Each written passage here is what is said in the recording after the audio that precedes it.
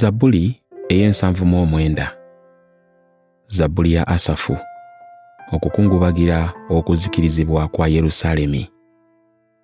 Ayi Katonda, amawanga gazze mu busika bwo, boonoonye yeekaalu y'entukuvu Yerusaalemi bakirese matongo. Emirambo gy'abaddu bo bagiwaddeyo okuba emmere y'ennyonyi eza waggulu, emibiri gy'abatukuvu bo eri ensolo z'oku nsi. Omusaayi gwabwe bagufuse ng'amazzi okwetooloola Yerusaalemi, ne wataba muntu wa kubaziika. Tufuuse ekivume eri baliraanwa baffe, okuduulirwa n'okusekererwa eri abo abatwetoolodde. Ayi Mukama, olituusawo okusunguwala emirembe gyonna, obuggya bwo bunaabubuukanga ng'omuliro. Fuka obusungu bwo ku mawanga agatakumanyi ne ku bwakabaka obutakowoola linnya lyo, kubanga balidde Yakobo ne bazisa ekifo kye.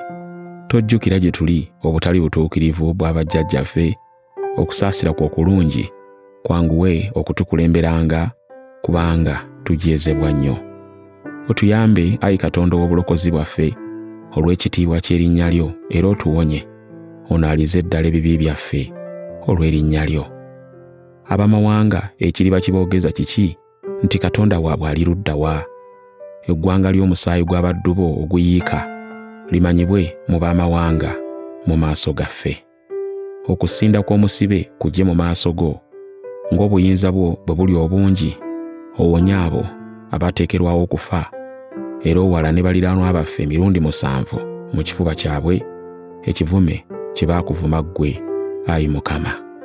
Naffe abantu bo era endiga ez'ettale lyo tunaakwebazanga ennaku zonna, tunaayolesanga ettendo lyo okutuusa emirembe gyonna.